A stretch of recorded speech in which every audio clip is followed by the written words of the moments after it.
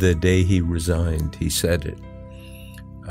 He called all of his aides and friends and family to the West Wing of the White House just before he left on the helicopter, a couple of hours before he actually left office through resignation. And he had his wife and daughters and son-in-laws there, and it was a rambling talk about the grievances he felt. His mother wasn't treated right, his father was poor, and then at one point he raised, kind of with his hand, indicated, "This is why I called you all here."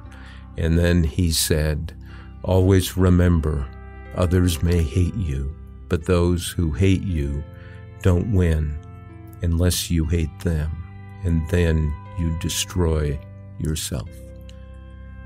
It was the hate that was the poison that destroyed him and his presidency, and at that moment, to his credit, he understood it. That's Bob Woodward, one of the Washington Post reporters who uncovered the Watergate scandal that brought down Nixon's presidency.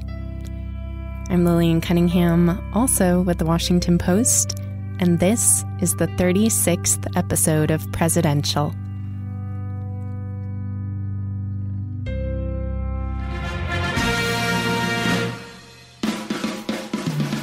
I shall resign the presidency effective at noon tomorrow. What your country can do for you. A date which will live in infamy.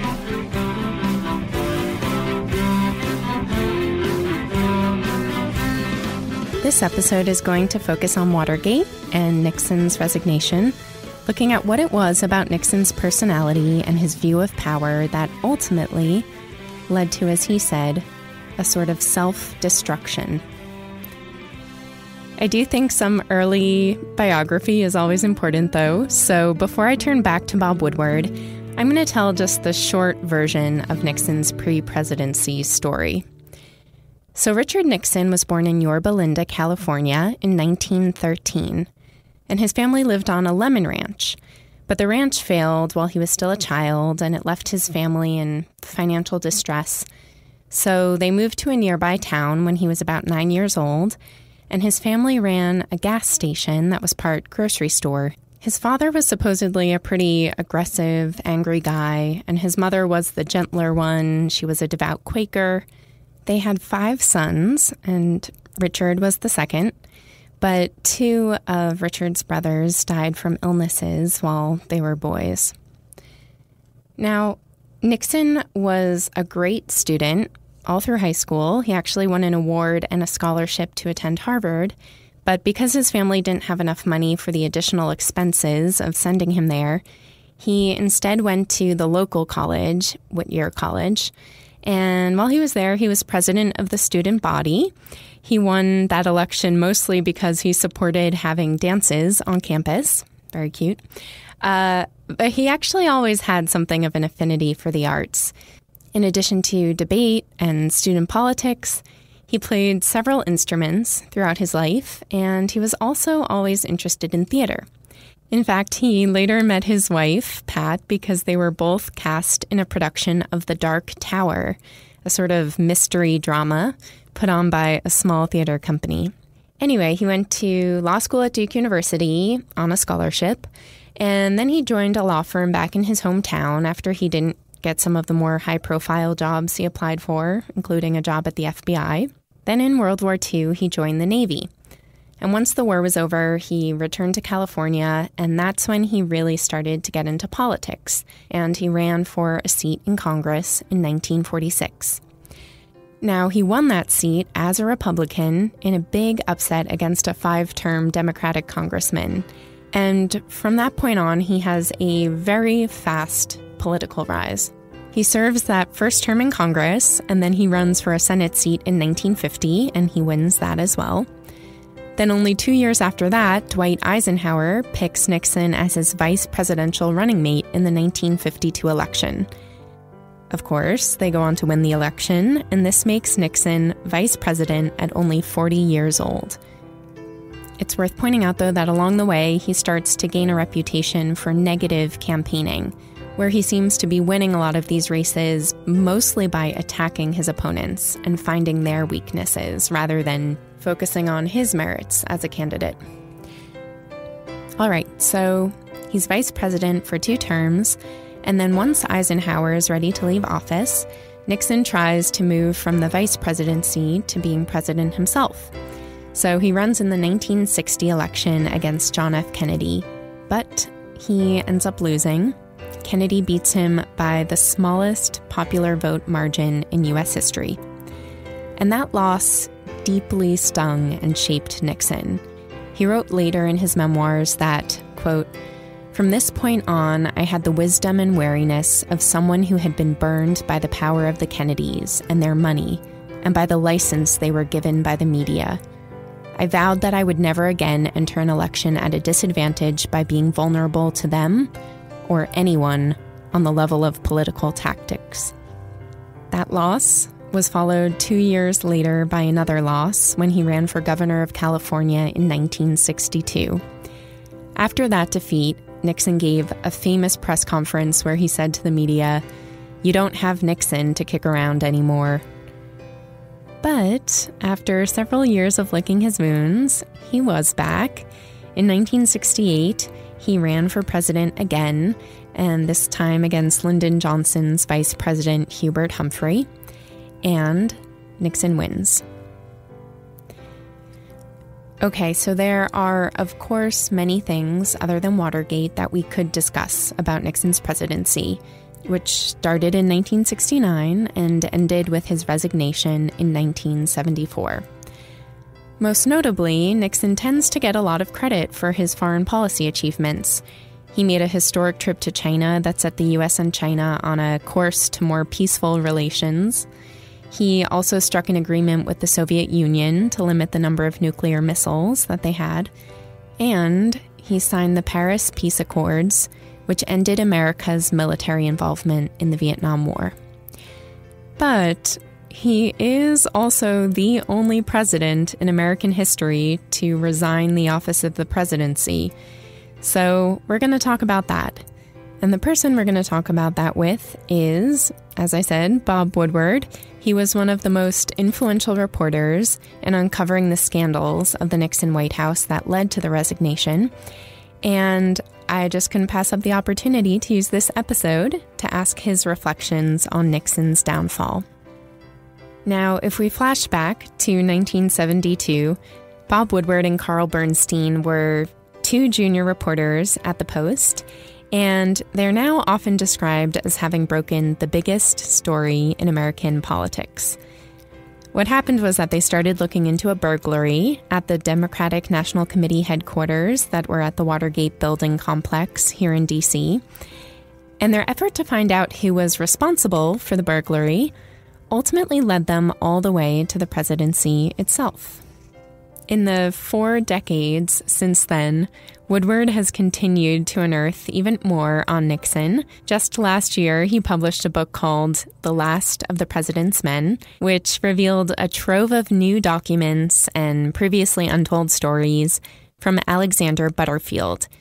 Now, Butterfield was the aide to Nixon who originally disclosed that the president had a secret audio taping system.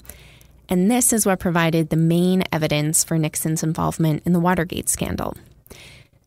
So without further ado, with me here in the Washington Post studio is Bob Woodward. Bob, thank you so much for doing this. Thank you. To start, could you paint sort of a psychological portrait of Nixon, the man? So if you were to distill him down to a few traits that you think really shaped and defined him, what would some of those be?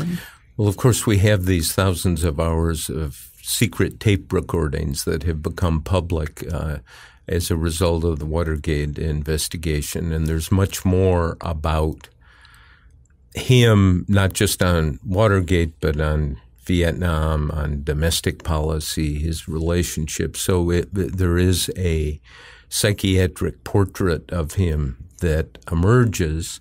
And what you see is a great deal of paranoia, that he converted the office of the presidency almost to an instrument of personal revenge, that he would use the IRS, the FBI, the CIA, even the Secret Service, any instrument of government to get back at the people who were real enemies or perceived enemies. And so he strayed off the path of what the presidency is about. Presidency has to not look inward but outward. President must define what the next stage of good is for a majority of people out there, not for him, not for her. He was so obsessed with himself that he didn't figure out what the job was, and he thought it somehow was central that he retain power. Do you have a sense of where that came from, the paranoia and that sort of sense of vengeance? He was a street fighter in politics when he ran for Congress the first time in the 40s, when he ran for the Senate, when he ran for vice president. And it was a sense of the establishment is after me. The establishment doesn't understand me. And I try to think, and have for many years thought about, what was Watergate? What was this thing that did him in? It was that hate. He went after anyone that was an opponent and wound up really attacking the electoral system we have in this country, that spied on opponents, tried to sabotage their campaigns in a way that unheard of, hiring people to go out and spread false rumors, write out false press releases. The manifestation was Watergate and a Watergate mentality, and I'm going to do anything to retain power. You hear some of the descriptions of the paranoia and the willingness to lie, the feeling that everyone's out to get him. And to me, it starts to sound really similar, actually, to some of the descriptions of his predecessor, President Johnson. The most important part that is similar is that both Johnson and Nixon wanted to overpower people and everything, control everything. So what's an example of that for Nixon? Like an example even early in his presidency of that paranoia and his desire for control? One was Christmas 1969, and Nixon had been president almost a year, and he's going over to the staff offices in the executive office building next to the White House, and he sees that lots of people have pictures of John F. Kennedy on their desk or on the wall, and he goes berserk and orders Butterfield to get rid of these pictures and replace them with Nixon. And I kind of thought maybe this was a bit of an exaggeration. And then one of the things that happened, Butterfield wrote a memo to Nixon about how he got Nixon's pictures to replace the 22 Kennedy pictures that he'd found. In some cases where the president had personally signed it to them. And in the memo, the heading is sanitization of the staff offices. Sanitization. If somehow getting rid of Kennedy pictures was a cleansing operation. Incredibly bizarre, and Butterfield had to work on this and investigate people. They were worried about whether these people were loyal to Nixon and so forth. And if he could have relaxed and realized there was just a lot of goodwill, even Democrats felt toward him, he couldn't find a way to leverage that goodwill to his advantage. It was, we're going to get him. And then when he was reelected in 72, he said, "No, we're really going to get people. It's going to be payback time." And this is what's a sad component of all of this. There was very little joy in being president. Joy was actually kind of the heart of our Theodore Roosevelt episode. Someone who seemed to take a lot of joy in being president. But yes, and Theodore Roosevelt took a lot of joy in living. Right. Nixon did not. As Butterfield told me, we went through dozens of hours of interviews about his experience, and he'd never really told it before. There are scenes, one comes to mind, where Butterfield is riding in the presidential helicopter with Nixon and the First Lady. And Pat Nixon says, "Oh, Dick, let's go up to New York. Christmas is coming. We'll take the girls. It'll be a good time. We'll go to a show." And Nixon is there writing something out on his yellow legal pad. Just totally ignores her. And she keeps going, Dick, kind of nothing. And Butterfield was just astounded and horrified that there wouldn't be the kind of, "Yes, dear, let's talk about it," or "We'll consider it." It was just closed off his own wife. Wow. Same time, there are documents in the Butterfield archive that show Nixon knew how to play to people's egos. And there's a dinner at Camp David that was recorded. You find Nixon's able to talk to his cabinet in a very human, almost humorous way, and play on their ego. But he would then drift back into the automatic pilot of anger mode. It was that sense of isolation, that sense of a personal crusade to do things, to accomplish things. At the end of the day, 6:30 at night, Nixon would leave the Oval Office and walk over to his private, he had another office in the executive office building that was more casual, and he'd be there and he would have dinner alone and writing things out on the yellow legal pad. Now, you're president of the United States, you'd think he'd want to go with his family, which he didn't want to do too often. He can talk to anyone in the world, right? And you would think he would have some more curiosity about that, but he wanted to be alone. And Butterfield described, and other people who worked for Nixon, going into that private office he had, and he'd have his feet up and have his jacket on. And there was just this sense of chill out, enjoy it, and look for what good you can do for people. Now, to his credit, sometimes he did on some things. But again, it was this drive and this paranoia and this score-settling attitude.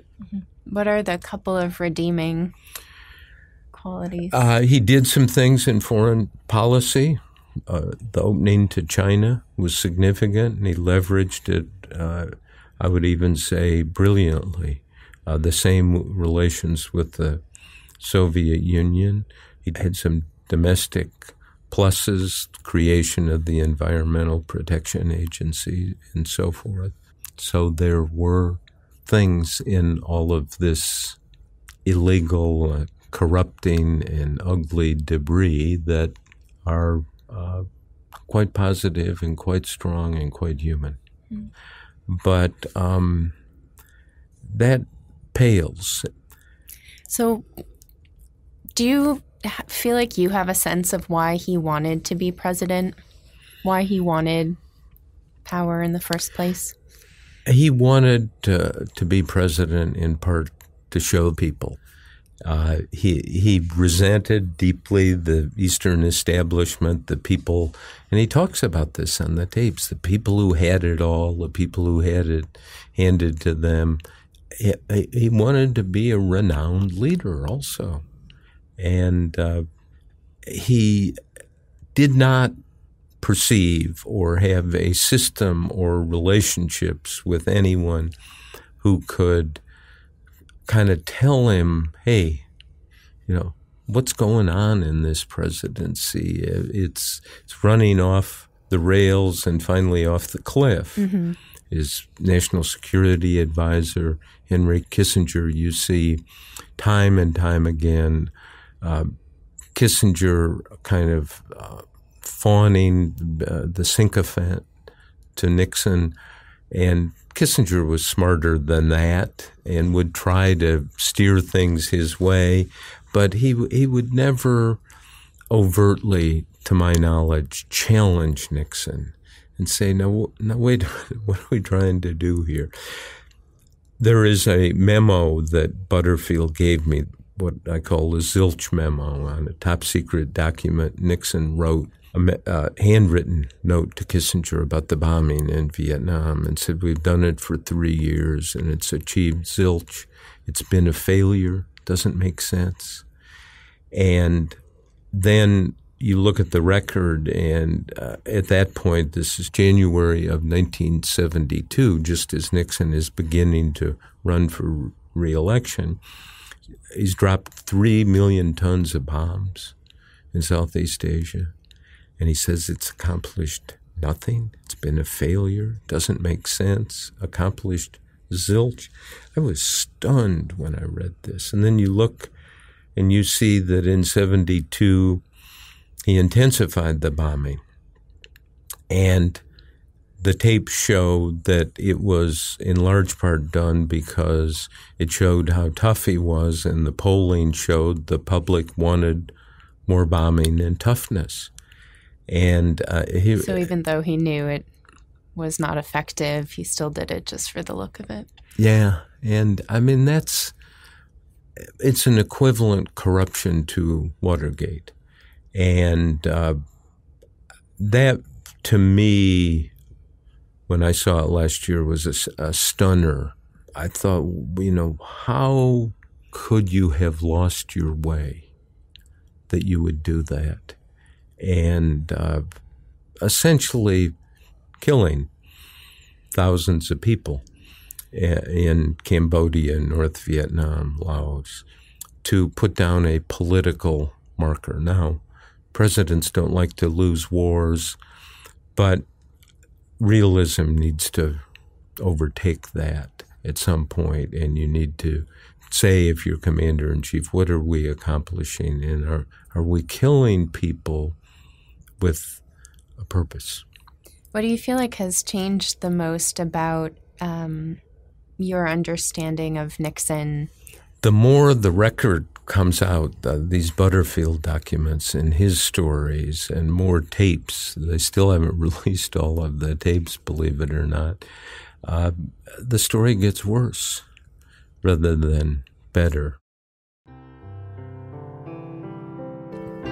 So maybe before we even get to Watergate in particular, 1971 is the publication of the Pentagon Papers. That's also the year you started at the Washington Post, right? Yes. Could you describe what the climate was like to be in journalism at that time, and already sort of what friction there was between the Nixon administration and the press? It was substantial, and you could feel it in the air. He had contempt for the press because they seemed to be after him. He also worried that people could find out who he really was. He was a concealed person. At one point he says in one of these tapes, the problem is we've been too open with the press. And, of course, it's the opposite. And time again, you see, just doesn't tell the truth. He doesn't level. And, of course, then when people would challenge him and say there's information that contradicts what you said, and that was the Watergate story in many ways, he would just become more and more infuriated. When I came here in September of 1971, it was 3 months after the Pentagon Papers battle, which of course the press had won in the Supreme Court. And of course that angered Nixon, and part of the secret operations were going after Daniel Ellsberg, who had leaked the Pentagon Papers first to the New York Times and then here to the Washington Post. And the editor was Ben Bradley, and it wasn't partisan. People have said he wasn't partisan. He was looking for a good story. He was interested in getting underneath, getting to what was hidden. And of course, I think his instincts told him there was much hidden about Nixon. So obviously the Pentagon Papers in part revealed the extent to which Johnson and his administration had lied to the public about parts of Vietnam. And so there's already, it seems, this breach of trust that people are feeling with the presidency. And then along comes Watergate. Mm-hmm. And I think there are probably a number of listeners who have a sort of vague understanding of Watergate, but might benefit from having you just sort of lay out, what did Nixon do and what really did Watergate encompass? You're right to pinpoint the Pentagon Papers in 1971, but we now know from the tapes and documents and testimony and the memoirs of people who worked for Nixon that Watergate really was 5 wars. And the first war began in 1970 before the Pentagon Papers, and it was directed at the anti-war movement. Nixon believed in carrying out the Vietnam War, and there was this vast anti-war movement which was having an impact. So they developed what's called the Houston Plan, top secret plan in 1970 to break into homes and offices of people who were connected with the anti-war movement. It was later rescinded when the FBI Director J. Edgar Hoover objected, not because of the legality or the morality, but Hoover thought breaking into people's homes and apartments and wiretapping was the bailiwick of the FBI exclusively. He didn't want other people involved. In their tapes in which Nixon refers to the Houston Plan, even though it's rescinded, and says, let's implement it, and proposed at one point in June of 71 of getting people to break into the think tank, the Brookings Institute. It's an extraordinary tape, and if you listen to it, Nixon is just furious, and he says, I want us to go in and get those papers, do it on a thievery basis, blow the safe, and just couldn't get off it. So that's the first phase of Watergate, I think. The second phase is really a war against the news media, which was reporting on Vietnam. That's when they hired Gordon Liddy and Howard Hunt to try to ascertain where news leaks were coming from. And there was a war on Daniel Ellsberg, who had leaked the Pentagon Papers. And then there were 17 wiretaps on reporters and people in the Nixon White House thought to be leaking. The third phase of Watergate is to take that Howard Hunt, Gordon Liddy team and send it over to the campaign, and the war was against the Democrats. Break into their headquarters, spy on, sabotage the Democratic candidates. And this is the phase where you enter, since your reporting starts with the break-in at the DNC headquarters in the Watergate complex. Yeah, and the fourth phase, when Nixon got caught, was a war on justice. it was the cover-up. Let's keep the system from finding out what really happened. And then when the tapes were disclosed and everything came out, and he resigned in 1974, he spent much of the next 20 years declaring, and this was the fifth war, the war on history, to try to say, oh, Watergate wasn't much.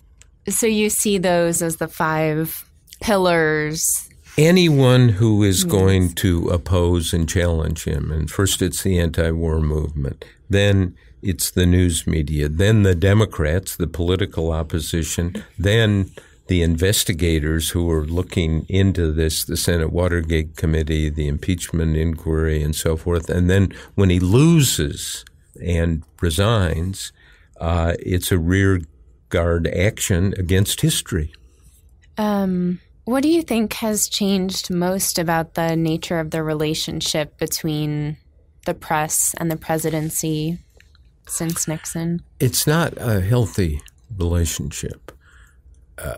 Remember a number of years ago, Al Gore, after he'd left the vice presidency, I asked him, how much do we know about what really goes on? What percentage of what occurred in the Clinton White House when you were vice president that is of consequence do we now know? And Gore said, we only know 1%. Now, he was joking, and that's extreme. I think we know 50, 60, 70%. But often the most significant things we don't know. They're hidden. And the relations with the press are the message managers have so much more control in the White House and the various departments, and they want to have it on their terms, and there's not that level of candor and straight talk that actually serves people who are presidents quite well. Uh-huh. It certainly was awful in the Nixon White House, the relationship between the media and the White House. Now it has its ups and downs, but it's not good. There is, and I can understand that on the part of presidents, because anytime there's something negative, press is going to jump on it. Watergate signaled really the lowest point in trust for the presidency, but a very high point for trust in journalism. Certainly the investigations, I think, inspired a lot of people to even want to be journalists, to consider journalism public service. But if you look around today, trust in our elected leaders is very low. Trust in the press is very low. I think it's easy to overstate what happened back in the 70s. We and others did some stories, but it was really the Senate, the House of Representatives, the special prosecutor who dug into this. One of the little snapshots, which is quite surprising, when the Senate set up the Watergate Committee and Democrats were in control, the resolution went to the Senate floor and it passed 77-0. Dozens of Republicans voting to investigate their president because there was a feeling we need to know. There's a lot of smoke out there. Now you would never get the Senate to agree to anything, let alone an investigation unanimously. Mm-hmm. So it was a particular moment in time. There was so much Nixon had been up to. So much was concealed. And it's my view, if the tapes didn't come out, he would not have resigned. The tapes really showed the Republicans exemplified by Barry Goldwater, who turned against him. I remember Goldwater telling Carl Bernstein and myself about Nixon. He said, too many lies, too many crimes. Do you think that Nixon's resignation in some ways helped restore some faith in the presidency and the idea that at least if we have people unsuited for office, they leave office? Or do you think his resignation just furthered the American public's sense that they shouldn't have any faith in their leaders? Well, there are two different things. I mean, what I think you can argue is that the system, the constitutional system, worked.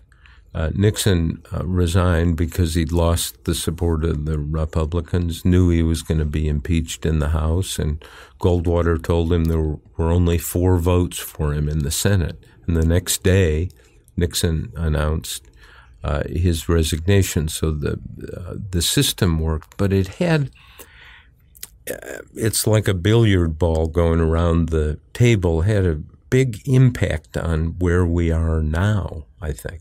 If you didn't have Nixon's resignation, you never would have had a Gerald Ford presidency.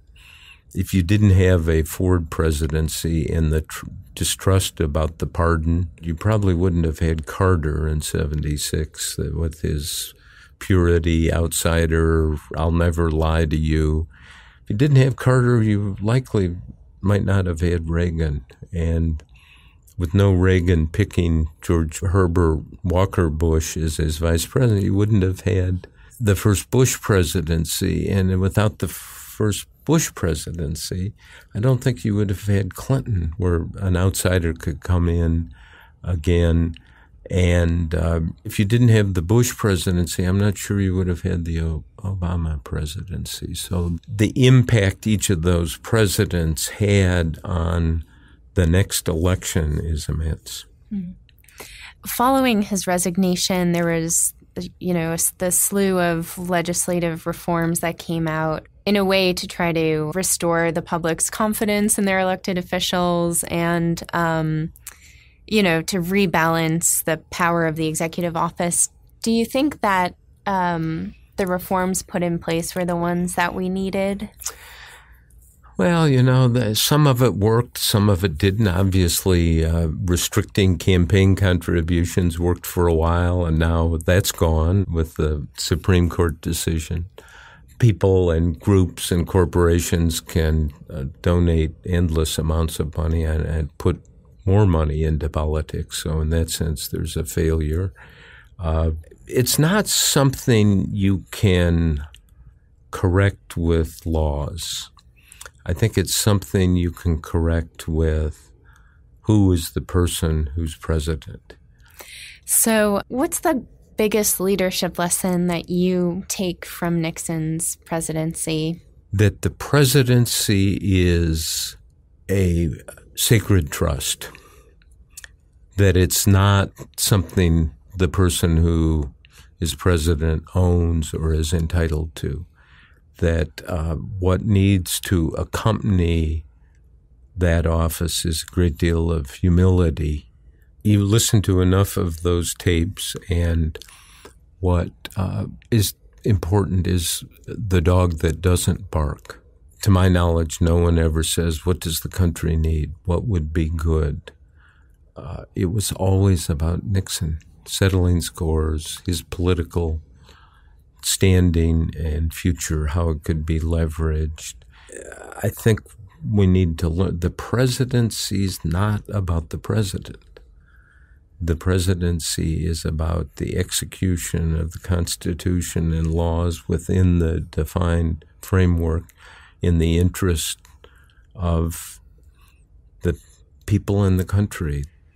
You never met Nixon, no, right? No. Do you wish that you had, or do we you tried? consider... Carl Bernstein and I tried, but we never got close. And he was quite angry at our stories, and that's that's understandable. Do you ever get tired of him, of studying him, of thinking about him, of having your own life story so intertwined with his? It's something tired. I don't know, because there's always new material and tapes and new dimension to Nixon. So the ultimate lesson is history is never over.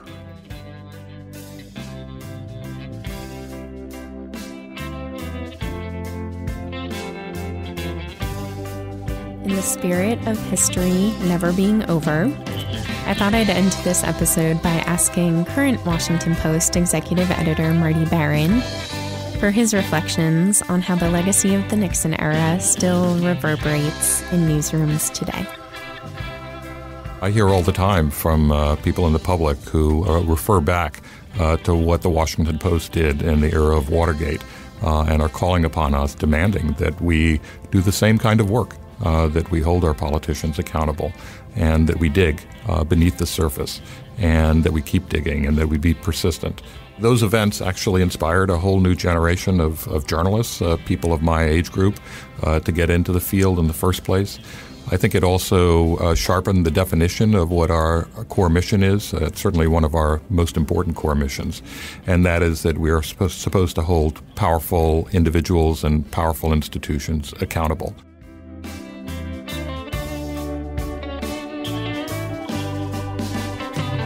Many thanks to this week's guests, Marty Baron, and with enormous gratitude, Bob Woodward. Original music for the podcast is by Dave Wessner. And next week, we will be discussing Nixon's vice president, who took office upon his resignation, Gerald Ford. And finally, just out of curiosity, do any of you want another podcast when this one is over? I'm thinking about whether we should do one, and if we do, what it should be. So if there's anything that you're dying to hear as kind of a season 2, I would love to hear your thoughts. You can email me at lillian.cunningham@washpost.com, or you can reach me on our Twitter and Instagram accounts at presidential_WP. Thanks for listening.